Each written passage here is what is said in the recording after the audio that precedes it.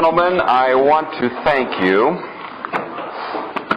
for your invitation to be here with you this weekend and to share some thoughts that at least I think in substantial measure were, as I said at the beginning, intended as much for me as for anybody. A little reminder of what it is to be in relationship as a man. So we've talked about a man in relationship to himself, the ego, last night about this time. This morning, a man in relationship to the one who is one flesh with him. And this evening I'd like to turn to another critical relationship, which is the relationship between a man and his son. Or sons. And again, this may catch any one of us at a variety of points in our lives. If you're here and you're a young man, and I'm glad there's several that are, then I hope that these thoughts might stick with you as you eventually may find yourself as a father of a son.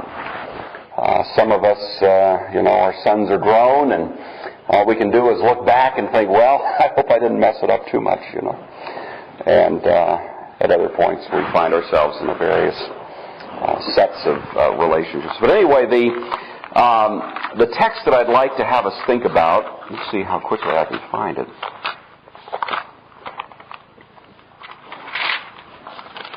I had it this morning.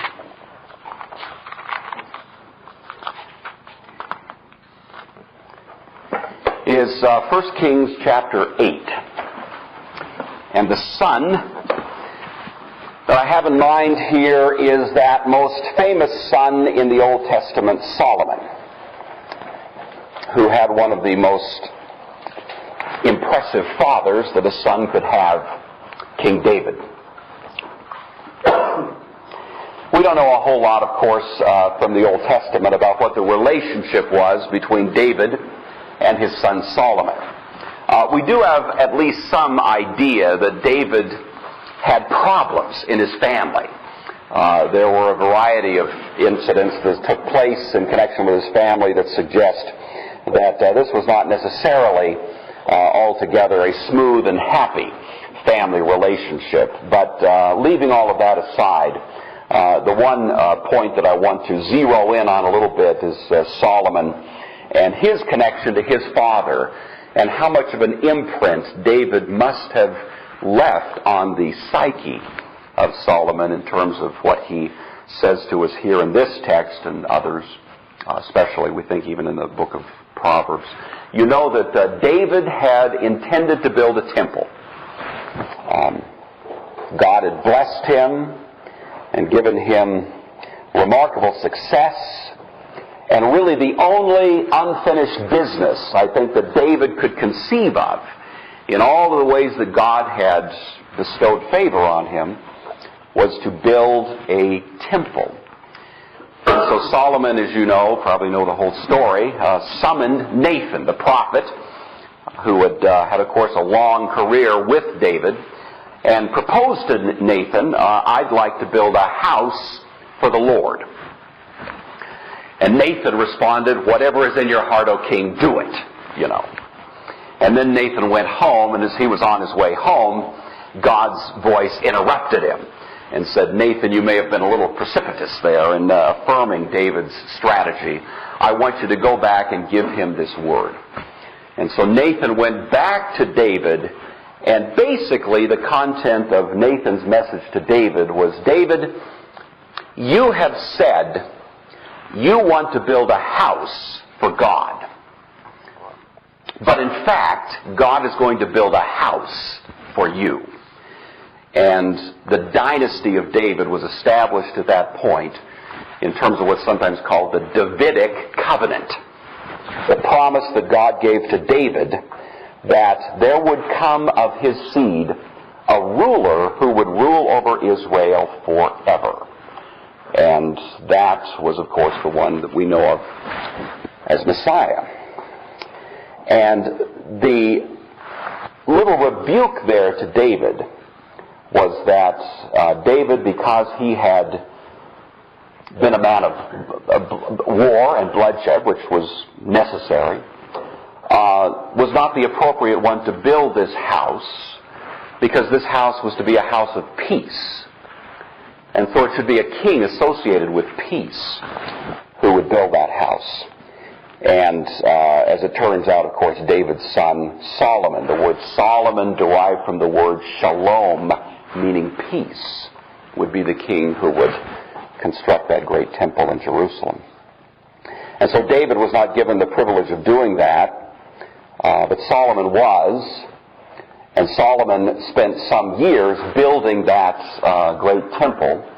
And then at the end of that time, gathered all the people of Israel and made an announcement to them. And it's this that I'd like to read to you. It's beginning at verse 14 of 1 Kings chapter 8. And I just want you to listen to how prominently Solomon incorporates the name of his father in this short speech that he gave to the people on the occasion of the dedication of that temple there in Jerusalem. So we're in 1 Kings chapter 8, beginning at verse 14. While the whole assembly of Israel was standing there, the king turned around and blessed them. Then he said, "Praise be to the Lord, the God of Israel, who with his own hand has fulfilled what he promised with his own mouth to my father David. For he said, since the day I brought my people out of Egypt, I have not chosen a city in any tribe of Israel to have a temple built for my name to be there, but I have chosen David to rule my people Israel. My father David had it in his heart to build a temple for the name of the Lord, the God of Israel. But the Lord said to my father David, because it was in your heart to build a temple for my name, you did well to have this in your heart. Nevertheless, you were not the one to build the temple, but your son, who is your own flesh and blood. He is the one who will build the temple for my name. The Lord has kept the promise he made. I have succeeded David my father, and now I sit on the throne of Israel just as the Lord promised. And I've built the temple for the name of the Lord, the God of Israel. I've provided a place there for the ark, in which is the covenant of the Lord that he made with our fathers when he brought them out of Egypt." I just want you to have in your mind, in the back of your mind, how much Solomon was himself imprinted by this great character, his father David, and how much his own rule, especially in the early years, was driven by the inspiration that he received from his father. And with that, let's have a word of prayer, and then we'll think about this. Father, we're grateful that you have given us this human relationship of a father to his son, which is a reflection of something vastly more profound, your relationship to your son. We thank you that we can, through him, call you Father. We would dare not, were it not for the clothing that we have in this, our elder brother Christ. We thank you that we can be counted as those who are in the family because of him. We pray that we would learn, as we reflect on these matters tonight, something of how we in our own human family relationships can reflect something of that great fatherly love that you have for us. And we give you thanks in Christ's name. Amen.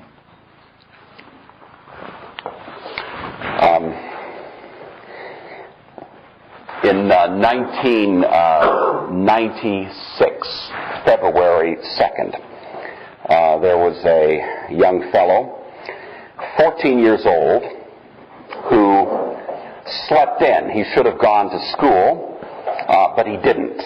Both his parents went off to their respective work, and he stayed home, unbeknownst to them. As he was sitting home, he watched for the 8th time within the last week a movie that was called Natural Born Killers. And then at about noon, he began to dress up in a costume that looked like something out of an old Clint Eastwood movie, you know. He armed himself with a couple of pistols and a .30-30 rifle and walked out of his home. This was in Moses Lake, Washington, and walked across the basically frozen tundra of Moses Lake in the middle of February to his junior high school, which was called Frontier Junior High. Walked across the backyard of the junior high school, past two teachers who were outside having a smoke. He walked within 15 feet of them, of course wearing this kind of cowboy duster. They didn't see any of the weapons that he was carrying. Didn't bother to ask him any questions. He walked through an unlocked back door of that junior high school, about 50 feet down a hallway, to where his class, the class he should have been in at that point, was meeting. It was an algebra class. He arrived at the door, backed into the room, and then pulled out the .30-30 rifle. The first student that was there to look down the other end of that barrel was a young man named Manuel Vela. He pulled the trigger and shot Manuel Vela point-blank range, and Manuel was, of course, immediately killed. He then lifted the gun to the next student, who was a young fellow named Arnold Fritz. Shot him. Arnold was not immediately killed. He stood up, staggered to the back of the room, and fell down and died about 10 minutes later. The next student he shot was a young woman named Natalie Hintz. Didn't kill her, but wounded her so that she'll be impaired for the rest of her life. Now, all of this happened in rapid succession, just bang, bang, bang. All the while, the teacher of that class, a woman by the name of Leona Kyrez, was screaming, "No!" and running toward him. And as he made the third shot, he then turned and pointed the rifle straight at the teacher. She turned around and began to run away, and he shot her in the back and killed her, and she fell down at the front of the classroom, still holding a little kind of whiteboard marker, in her hand. He then had all the students in the classroom, the rest of those students who were there, stand up, and he kind of herded them to the back of the room and held them there in a sort of a hostage situation for about 10 or 15 minutes. All of this, by the way, was played out with almost textbook accuracy from a scene out of a book that had been written by Stephen King entitled Rage, in which a 14-year-old boy enters his junior high algebra class and shoots students and holds the rest of the students hostage. And so he was simply going by the playbook that he had gotten out of that particular novel. Of course, the school was immediately aware of this traumatic incident, as this young man, you may recall this, some of you who are older, the name was Barry Loukaitis, this young fellow who was responsible for this schoolhouse shooting. A very courageous PE teacher finally put an end to the standoff. He was a man named John Lane, and he kind of dove into the classroom after about a 10-minute kind of standoff situation behind a desk and began to talk to Barry. And he was not trained to do this. He was just a high school PE teacher, but he was able to, get into the room. And finally, in a moment, kind of unexpectedly, he rushed Barry Loukaitis and was able to pin him up against the wall and disarm him. And that was the end of the incident. Of course, it made national news and became one of the, well, it was really the first of those kind of middle-class school shootings. There were several that took place, as you recall, over the next several years. I was involved in that case in terms of some of the follow-up litigation that took place, and about 2 years later I was down there taking depositions, and in the course of those depositions was asking questions to teachers and to students about whether they had observed in Barry Loukaitis in the months leading up to this incident any signs that would have suggested that some catastrophe, some dreadful thing like this would happen. And oddly enough, the teachers would generally answer they didn't think so, but the students told a very different story. The students who knew him, most of them told in a very consistent pattern that for the months leading up to that incident, Barry had become increasingly kind of distant.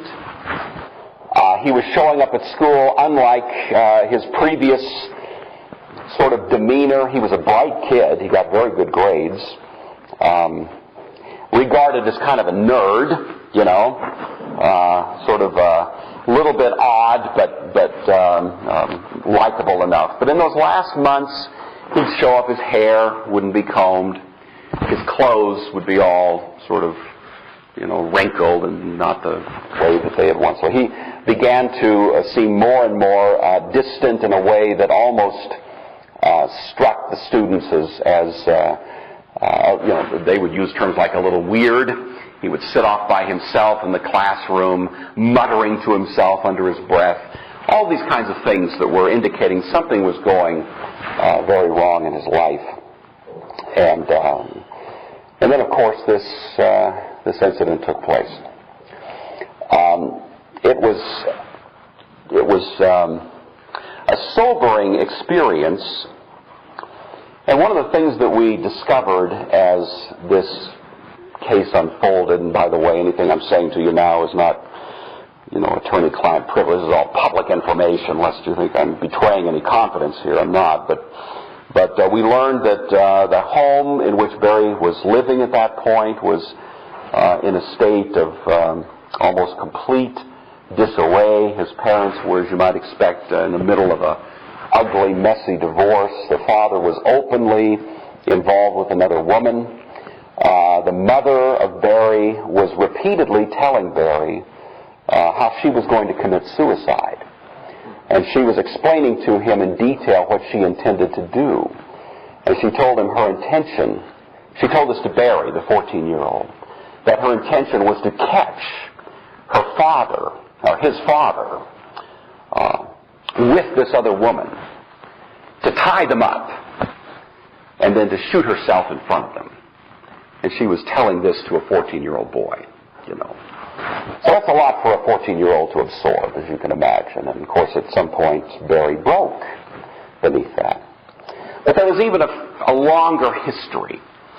And the complications of the relationship between Barry and his father were what really impressed me at that point, and it really got me thinking about what is that deep, significant imprint that a father has, for good or ill, on his son. And so while this conversation tonight is not primarily about that, I want you to know kind of what was the original impulse in my own thinking about a theme such as this one. A couple of things that probably are, we can take for granted. There is in God's economy an order. God has a design for family. He has a design for the relationship between husband and wife, as we were talking about this morning. He also has a design for the relationship between a parent and a child, and I think in particular has a design for a relationship between a father and a son.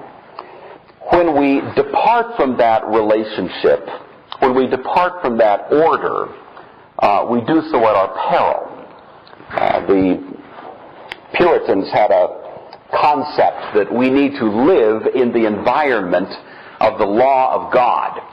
We need to live in, as a fish lives in the water, in the sort of order of the universe that God has given to us.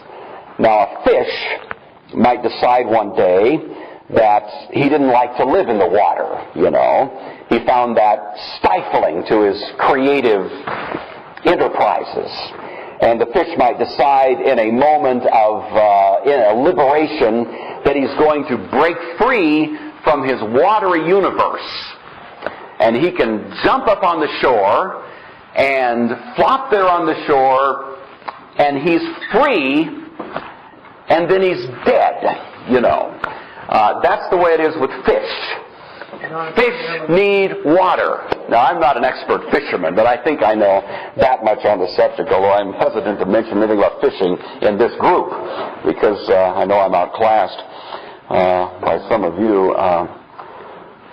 But there is a sense in which, for a human being, the law of God is that watery environment in which we are designed to live.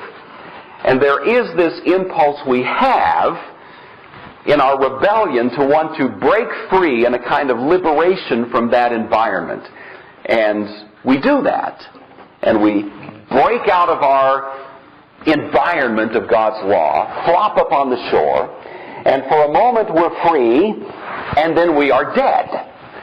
That's the way it is when we try to live outside of the law of God. Sometimes we say people break the Ten Commandments, but as you well know, no one breaks the Ten Commandments, but the Ten Commandments breaks a lot of people. And that's what happens.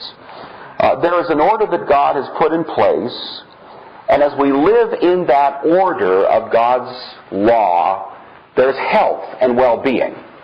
And when we object to it and try to break free from it, something bad happens.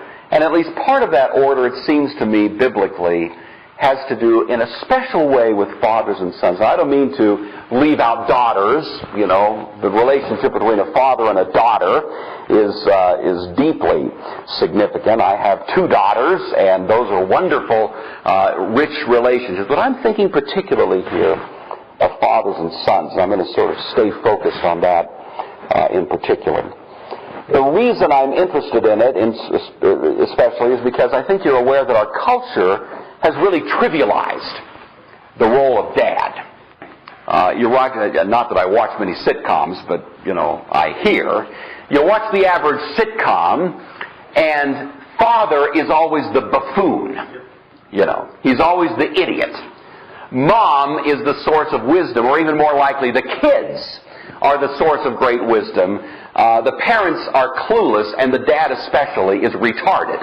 That's the basic, sort of cultural complex that you run into. And, while sometimes, there may be some good one-liners, and you get some kind of little humor there, nevertheless, it says something, doesn't it, about a culture that's become matriarchal, and in which fatherhood has lost its definition and really its relevance. Sort of an expendable, odd part of the family structure is dad. How different that is, then, you see, from the biblical order, where the real wellspring of wisdom in the family, the one who provides the great weight, you might say, the ballast, is dad. There's a proverb, Proverbs 17:6, that says, "The glory of sons is their father." The glory of a son is his father. The word glory, the Hebrew word kabod, basically means weight. So that root idea is something of ballast or inertia or weight or dignity. And in a sense what that proverb is saying is that for a boy, a son, his weight, what weights him down, is something that he gets from his father. His father invests something in him that gives him ballast in life. I think you all know, boys especially come into this world sort of hardwired to have almost limitless confidence in their dad. When I was a kid, my dad was just right next to God, just right. He could do anything. He was superhuman. Other guys had their dads, but my dad could beat up your dad, I mean, where does that come from? Where do little boys get this almost limitless confidence in their dad? Any dad that thinks about it for 5 minutes has to be terrified when he recognizes how much that little boy views him as infallible. But there's something in that is God's design. God has intended that little boys come into this world with this huge confidence in their dad. They need that. And it's a priceless moment for a dad to have that opportunity to invest himself in his son. Dads, in effect, give weight. They give their son whatever that quality is of personality that keeps a young man as he's growing up from becoming weightless, drifting, blowing around, just like a dry leaf. Something about Dad is that which gives him the sort of stability in life. And so you find in our culture, it seems to me, a whole lot of weightless sons. I drive by a high school on my way to my own school, and I look outside and I see clustered around,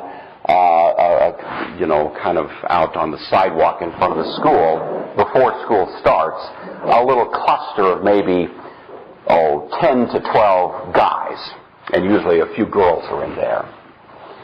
And they're all standing there, kind of slouched, smoking, sunken, caved-in chests, hair like this. You look at this and you think, I don't see even a hint, not even a trace of self-respect in any of those guys. I see guys who appear for all the world to despise themselves. The kind of sullen, empty, vacant, sort of vacuous, weightless view of themselves. I show up at the school where I teach, where I see kids who are about the same age. I walk in the front door, and I kid you not, I'm confronted immediately with young men the same age who are robust, who are standing straight up, who look me in the eye. Good morning, Mr. Gore. The difference is so huge, there's nothing subtle about it. It's like two different species of beings. What's the difference there?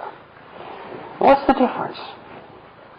Well, I'm sure there's a lot of differences that we could probably identify, but it seems to me that at least part of it is the presence of Dad in the life of a young man, and the consequences of an absent father in the development of a young man.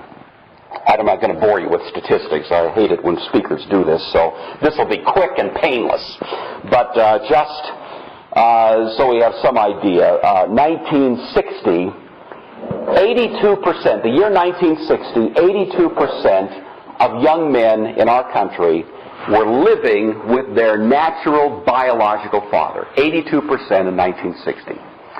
In the year 2000, it's just under 50% of young men are living with their natural biological father. That's a pretty precipitous decline in a 40-year period of time. So we are now living in a culture where just slightly more than half of every young man growing up is living at some kind of distance from his real biological father,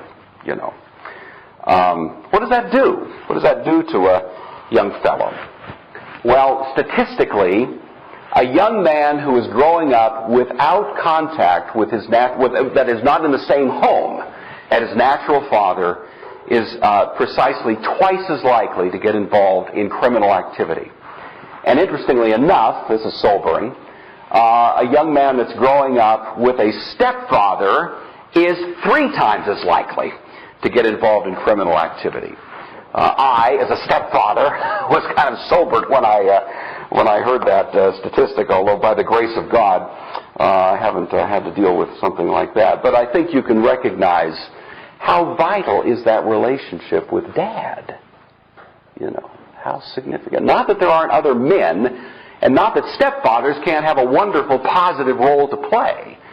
But there's something in God's chemistry of the relationship between fathers and sons that is really a non-negotiable. There's just really not anyone quite like, your dad. Some of you know the name Jeffrey Dahmer. Remember that name? Just a ghastly story of murder and cannibalism, and he finally went to prison and was killed in prison. Jeffrey Dahmer came from a pretty well-to-do family.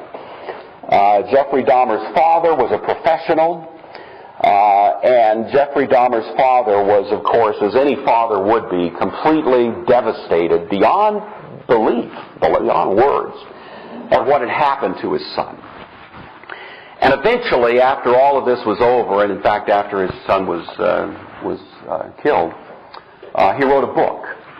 And it's kind of a retrospective in which he tries, I think, more for himself than for any other reader to reconstruct what happened, what went wrong. And he has this quote in the book. Listen to these words, written by Jeffrey Dahmer's father. Quote, "And so I wasn't there to see him as he began to sink into himself. I wasn't there to sense that he might be drifting toward that unimaginable realm of fantasy and isolation that it would take nearly 30 years for me to recognize." I have to say, when I read that, I thought of Barry Loukaitis. And then I thought of young men standing out in front of a high school smoking and looking vacant. And words like sinking into himself and drifting. A boy that drifts. A little breeze just caused him to drift like a leaf. There's no purpose. There's no trajectory. It's just weightless, There's nothing quite as sad as seeing a young man who's weightless. Just nothing.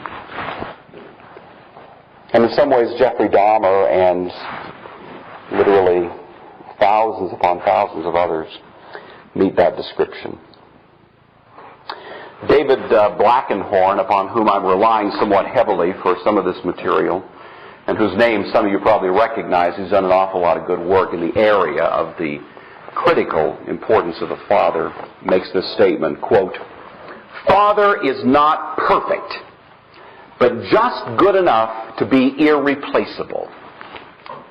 He's there, and he would never consider himself not that important to his children." Sons have this innate desire to be like their dad. And if dad is not there, then there is, just by the nature of the case, a kind of frustration and a kind of seething anger that begins to brew within this young man's soul. And he may not know exactly what he's angry at, but there's just something about that absent one, the one who was supposed to be filling that place, that the absence just gives this anger. There's no way to express it. There's no clear target for it. I don't know about you, but I've met so many young men in their adolescent years, and they're just kind of a seething anger, a sullen kind of angry apathy that is running through them. Where's the joy of being a young man with your future stretched out before you? There's nothing there. It's just this kind of bitter anger. Paul writes a well-known statement, of course, to the Ephesians. He says, "Fathers, provoke not your children," what? "To wrath. But bring them up in the nurture and admonition of the Lord." And I wonder if, at least in part, that's what Paul has in mind. He doesn't mean necessarily needling your child, provoking them in the sense of you're teasing them, frustrating them, irritating them. He just means not being there. And the natural effect of that is that a son begins to have this kind of brooding anger about, what's been missing in his life. Although it's at least worth noting that that anger can be bred even when dad is present. Some of you know the name of James Troy, who was a welterweight boxer a few years ago. And one of the things that characterized him when he'd get into the ring was just his almost explosive anger. Opponents would, of course, have all of the moves and so on, and all of a sudden they're just dealing with a hurricane. I mean, the guy would just be all over his opponent in a kind of blizzard of punches, and he just would, wipe out his opponent. And finally, someone interviewed him along the way after he had done extremely well in his boxing career, and said, "Where does this anger come from? You're sort of a normal guy outside the ring. You put this fellow in the ring, and he just goes berserk." And, the question was, where does this come from? And he told the story. He said, "When I was a little boy, I lived in a very poor, kind of, ghetto situation. My mom and Dad were together. They were married. But Dad would come home drunk almost every night. And when he got home, and we never knew quite when it would be, he would always be violent. And he would always exhibit that violence toward Mom. Never toward the kids. Said he never struck me. But he would come home and he would slap her, push her around. And he said, as a little boy, I wanted so much to defend my mom. And I wished I was bigger. But I was just a little boy. And there was nothing I could do." And he said, "Now, today, my dad's gone. But he said, whenever I get in the ring, I just take my dad's face and superimpose it on my opponent. And that's what inspires me." So it's not necessarily the absent dad, but it's the dad with whom there is no contact. There's the dad who's not investing in his son. And it may be an absent dad, it may be a present dad, but it's one who is provoking his son to anger. Who's not investing in him weight, but a kind of bitterness and hostility. It can actually be a sort of misguided ambitiousness.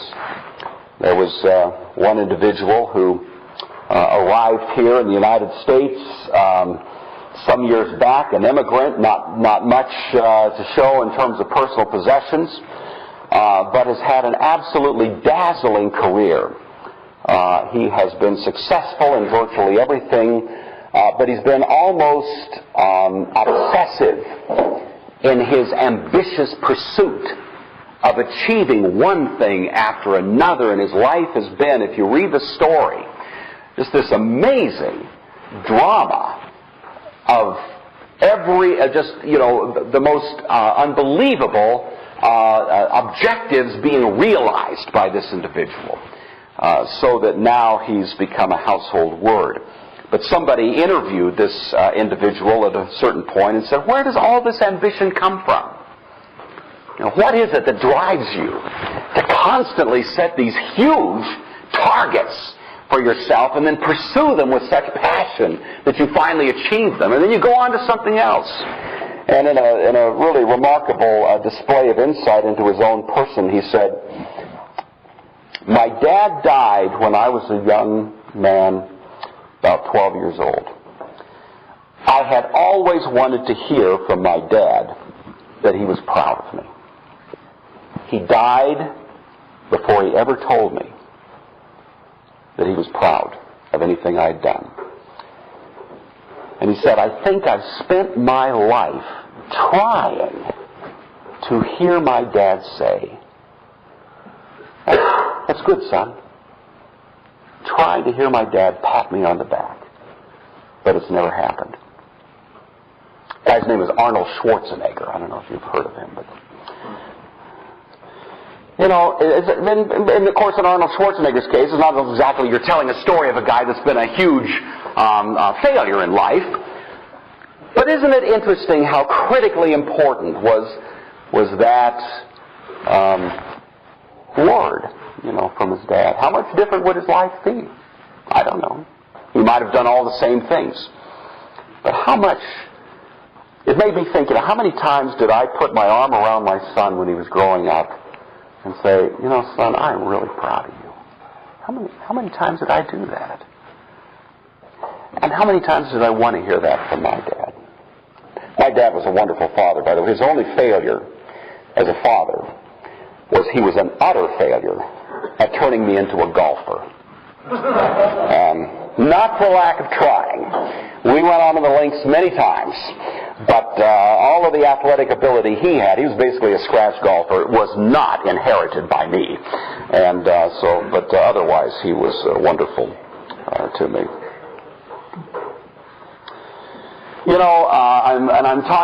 I'm thinking of you guys who are young fellas. If you don't take anything else from this, I just want to say as a practical matter this. The likelihood is very good, very high that, you'll marry, you'll have a son.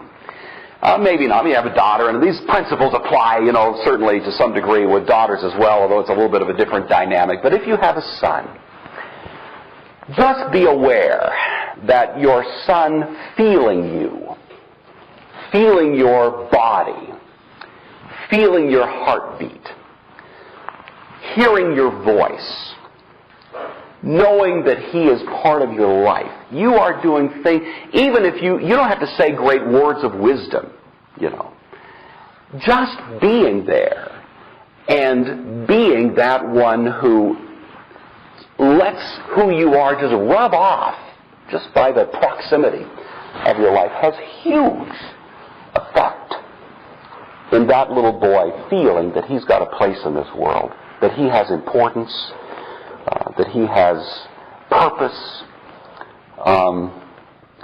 To say to that young boy as he's growing up how proud you are, to find the things in him that are worthy of your praise and encouragement. Part of fatherhood is making life a little difficult for a son, challenging him. But part of fatherhood is giving that word of encouragement. And I don't think any of us quite appreciate just how deeply and how significant that investment can be. And those years go by so fast. Just if you don't believe it, just ask any guy here who's the older ones, 43 and over. And those are the guys, you can check with them. Those years go by in a heartbeat. And all of a sudden, I'm an empty nester. I had 4 kids. They're gone. I can call them on the phone, and I can say, how's it going? But the time is gone. If I haven't done it by now, I haven't done it, period. There is a window of opportunity, and it goes fast. And, that's the time. That's the time. So just don't lose that thought as you have those years that come along. I think another interesting aspect of this, of course, we're all aware of the rising incidence of and sort of public visibility of the whole homosexual sort of phenomenon. Interesting book was written a few years ago by a woman named Elizabeth Moberly, a psychologist, Oxford University, who's basically spent her whole career studying the phenomenon of male homosexuality. And this, I'm sorry I can't give you the title of the book. It's a new Christian ethic, I think is in the title. But you can find it easily enough if you're interested in pursuing this. Elizabeth Moberly, M-O-B-E-R-L-Y. But anyway, listen to these words. She is reflecting, I think, a significant insight into this particular sort of expression in our culture as follows. She says, homosexuality is a fracture in the relationship with the parent of the same sex. Homosexuality then becomes a vain, eroticized attempt to recover from that fracture in the early years. Much, if not all, homosexuality depends on the difficulties in the parent-child relationship, especially in the early years of life. The homosexual, whether a man or a woman, has suffered from some deficit in the relationship with the parent of the same sex. There's a corresponding drive to make good this deficit through the medium of same-sex homosexual relationships. Thus, the so-called mother fixation in the homosexual male implies not an abnormal attachment to her, but an abnormal detachment from Dad. In the homosexual condition, psychological needs that are essentially pre-adult remain in the person who is in other respects an adult. Homosexual activity involves the erotization of deficits then outstanding, and this is fundamentally a confusion of the emotional needs of the non-adult with the psychological needs of the adult. The need is legitimate. The act to meet the need is not. Now, I don't pretend to be any kind of expert, but it does strike me as at least interesting that with the gradual decline of sons who are in meaningful relationships with their dads, there's been a corresponding increase in the sort of public visibility of this particular aspect of what is now just almost a commonplace in our culture. Just food for thought, How much is the dysfunction of our culture really traceable to the idea that dads have gotten too busy, stepped out of the picture, and left sons to become weightless? The glory of sons is their father. And I don't think any of us really quite appreciates just how deep is that connection and how meaningful it is. It was interesting in learning about Barry Loukaitis. He's a very bright kid. He'll be in prison until he's about 60 years old at the earliest. Tragic, because he's actually probably in the greater context of his life someone that has an awful lot of good things he could have done. But so much had gone wrong so fast in his life in those few months leading up to this that it's an irretrievable catastrophe for him and for obviously all of those whose life he touched. He wrote a lot of poetry, and of course in the process of discovery and in the lawsuit, most of that poetry came out and we were able to review it. And one in particular caught my attention, one poem he wrote, which is entitled Surpassing. It's a short poem about Barry Loukaitis' dad. Listen to these words. Quote, I follow the footprints in the desert until I see him. I have followed him for all my life, my feet gradually taking the size of his, me, his legacy of disgrace. I finally come upon him, lying in the sand. He pleads for me to, quote, save me from death. He's a weak father who should have helped himself. Barry wrote that when he was 13 years old. And the words that leaped off the page at me when Barry says, me, his legacy of disgrace. At 13 years old, here was a young man whose only view of his father was that he, Barry, was a disgrace to his dad. No boy should feel that way. No son should feel that way. I met Mr. Loukaitis, took his deposition. He's a very nice guy. He's not a monster. He's not anyone different from someone you'd bump into and have a casual conversation on the street. He's friendly. He smiles easily. But somehow Barry viewed himself as a legacy of disgrace to that man. What would it have taken to change that whole story? I don't know. But it did impress upon me how critical is that relationship and how much we are called by God to invest in that, crucial, loving foundation we can give to our sons.